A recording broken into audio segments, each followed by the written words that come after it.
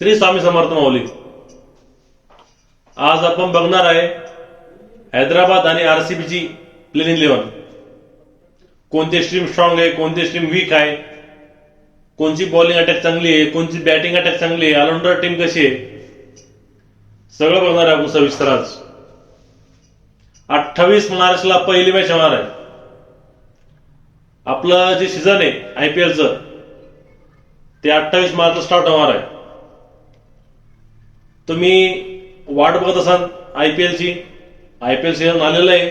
28 मार्चला पहिली मॅच आहे, ती पण आरसीबीची पहिली मॅच आहे आणि हैदराबाद पहिली मॅच. लगातार 3 वर्षापासून आरसीबी पहिली मॅच खेळती. मागच्या वर्षी आरसीबीना फायनल जिंकलेली होती. यावेळेस बघू काय होतं. हैदराबादच्या पहिली प्लेअर बुक कोणती आता.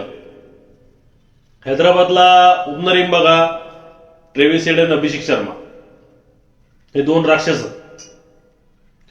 नंतर येईन घ्यायला ईशान किशन या टीमचा कप्तान, कारण की पॅट्स कमिन्स सध्या मॅच खेळत नाहीये, जो ऑस्ट्रेलियालाच आहे. त्याच्यामुळं ईशान किशनला सध्या कप्तान केलेला आहे हैदराबादचा. आणि तुमच्या माहितीच तर टोटल 10 टीम आहे भारत त्याच्यामध्ये. आयपीएल मध्ये सगळ्याचे कॅप्टन इंडियनच आहे. ही खूप गर्वाची गोष्ट आहे.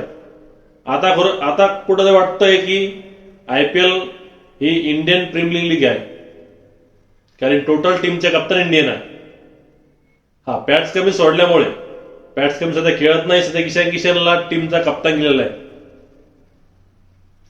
3 नंबर येईन ईशान किशन, 4 नंबर येईन हेनरिक क्लासेन. या प्लेअरना रिटायरमेंट घेतलेली आहे बाकीच्या इंटरनॅशनल मॅच मधून, पण आयपीएल मध्ये खेळतोय तो. आणखीन चांगला प्लेअर आहे. 4 नंबर आहे 5 नंबर आहे अनिकेत वर्मा. 6 नंबर आहे लिओन लिव्हिंगस्टोन किंवा नितेश कुमार रेड्डी. आता ही झाली बॅटिंग ऑर्डर. बॅटिंग ऑर्डर चांगली ठीकठाक आहे हैदराबादची, काही प्रॉब्लेम नाही आहे.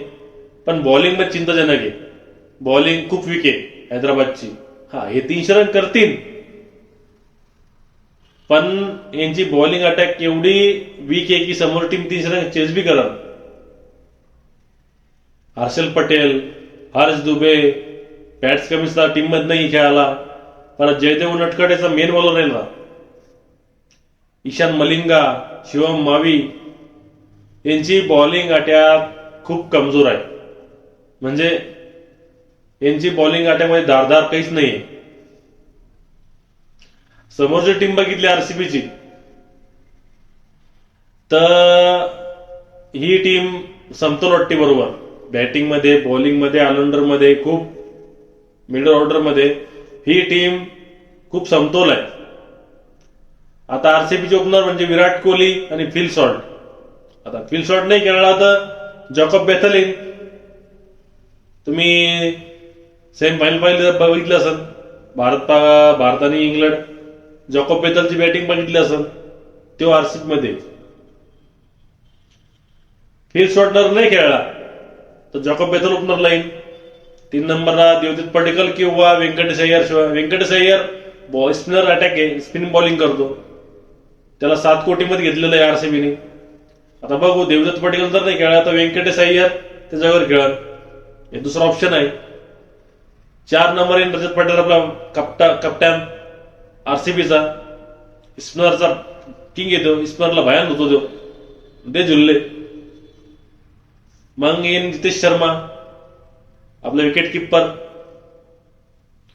नंतर येईन टीम डेव्हिड. हा बी ऑलराऊंडर आहे बरं का.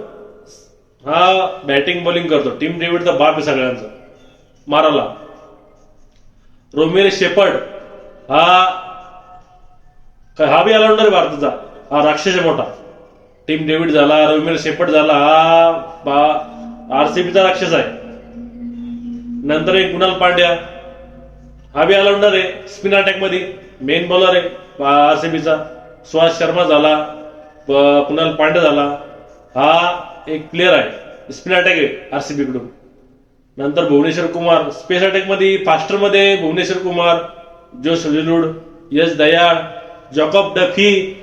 म्हणजे आरसीबी कडे बॉलिंग मध्ये कमीच नाही अजिबात. बॅटिंग बॉलिंग मध्ये कुठंच कमी नाही. विराट कोहली, बिल शॉट, Devdutt Padikkal, Rajat Patidar, Nitish Sharma, Tim David, Romario Shepherd, Kunal Pandya, Bhuvneshwar Kumar, Josh Hazlewood, Yash Dayal, Suhas Sharma, Jacob Duffy आणि व्यंकटेश अय्यर सुद्धा पण या टीम मध्ये आहे. खतरनाक टीम बनलेली आरसीबीची. आता बघू या हैदराबादचा नवीन कप्तान ईशान किशन काय करतो. पण सध्या तर स्ट्रॉंग या टीम मध्ये आरसीबी स्ट्रॉंग आहे सध्या.